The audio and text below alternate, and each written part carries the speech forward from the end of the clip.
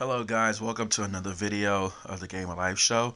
In this video we're going to talk about the Xbox event that is going to be held in July. That's right, Microsoft has finally unveiled their event for July, which will be for July 23rd. The showcase is meant to be a showcase for next generation games, showing off their studios.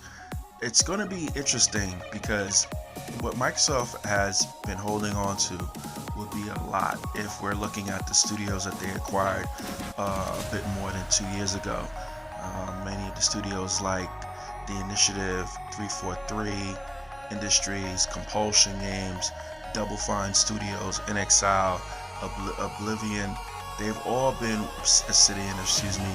They've all been working on games for the better part of several years, and it's going to be really, really, really dope just to see how much what they've been working on, where these games are in terms of development. With Ninja Theory, for instance, showing off Hellblade 2 all the way back in December, how much progress they've made, what kind of trailer we're going to see. Are we going to see in-game gameplay footage? Are we also going to see trailer footage, or a combination thereof? Halo Infinite seems to be one of the big games that has been touted that we're going to see on July 23rd. Not only that, that is also the week that Microsoft will have many game demos from themselves and to all the different publishers that you can play across Xbox platforms. So all in all, it's going to look like Christmas in summertime, and we just can't wait to see more of it. I'm also curious just to get an idea of what type of games that we're going to see from these studios.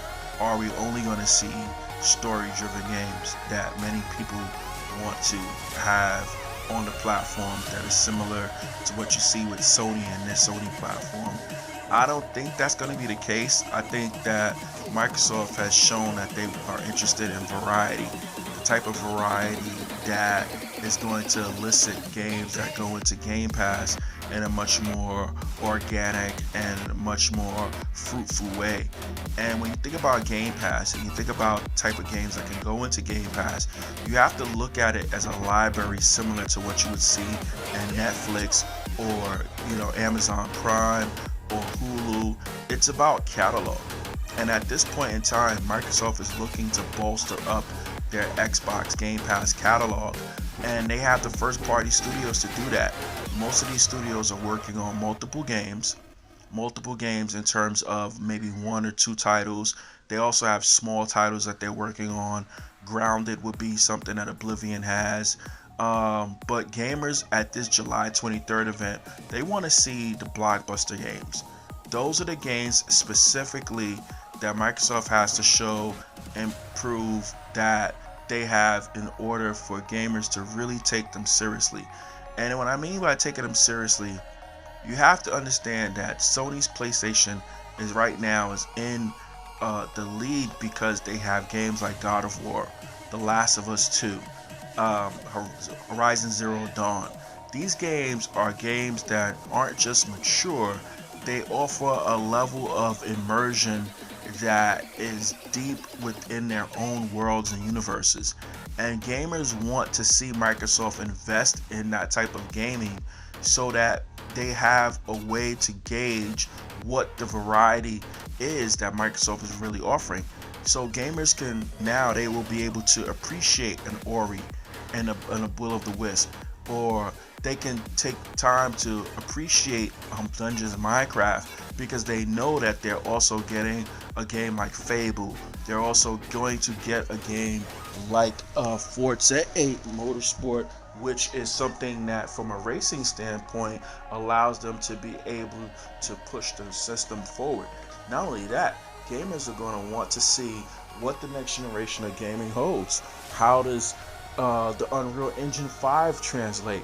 Not only that, Microsoft is going to have to be able to showcase the Xbox Series X and what it's capable of in a way that's going to make gamers say, okay, I want to invest in this platform, not just for this year, but for the long term.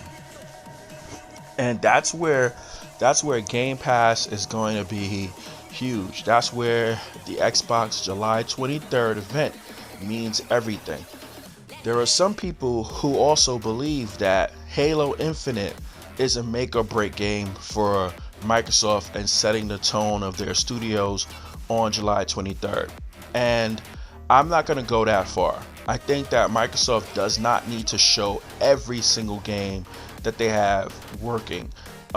They need to be able to show satisfying games, and that could be from 6 games to about 7 games, solid 7 games, I believe, that can really hit the mark with their audience. And that's something that would resonate. And then they can save the other games for more information later this year. Or they could actually keep introducing stuff over in terms of the months ahead, in a way to keep enticing the audience. Not only that, we keep looking forward to the future. And Microsoft could be smart in this capacity, whether that be Western RPGs or Western games, or they can even be working with Eastern developers in Japan or South Korea. Games like Crossfire X, which have a deep multiplayer bent to them, which recently had a beta, was looking awesome. Would love to see what the single player campaign for that game is going to be like. There's a lot of properties that Microsoft does have in the works that they can really disseminate information on, that doesn't have to show their full bag. But we want to see Microsoft and the Xbox division really put their best foot forward on July 23rd. And it's, again, I've said this in our podcast and I'll say it here. This is less about what Sony is doing. This is less about what anybody else is doing. Microsoft has to set the tone with the Xbox division about what they envision gaming to be on an Xbox brand, on an Xbox platform. What do they think that their ecosystem has to offer, in a way that anybody who's engaging in that platform, engaging on this system, is going to want to walk away with and say, I enjoy playing Xbox because of this reason. And that has nothing to do with the competition. They have to set their own tone, because they're coming out of a generation where, for the most part, when you think about the first party games, they were there, but they weren't there in a way that they set the tone for what it means to be an Xbox gamer. It was more about competing against Sony at Sony's best, and they just couldn't meet the challenge. Now, when you think about this, you have to think about it from the standpoint of, what do they have to offer, where do they want to go, and exactly what does it look like in terms of play style. What I mean by play style is, if, for instance, a game is going to be showcased that's Fable, what is this new Fable play style going to be like? What is a Playgrounds RPG going to be about? And just, is it going to be something we've seen before? Is it an amalgamation of something? There's so much potential to do so much with these properties that Microsoft has, and with these games, that I'm looking to see what the developers have to showcase, what their creativity is going to yield to. And that's what's going to be really exciting. And that's really what I think that Microsoft should be focused on, as opposed to saying, hey, we have to one up Sony, or we have to be better than our competition. No, what type of games do you guys develop that makes you worthy of any gamer's attention on an Xbox platform? So, the 23rd, we're excited.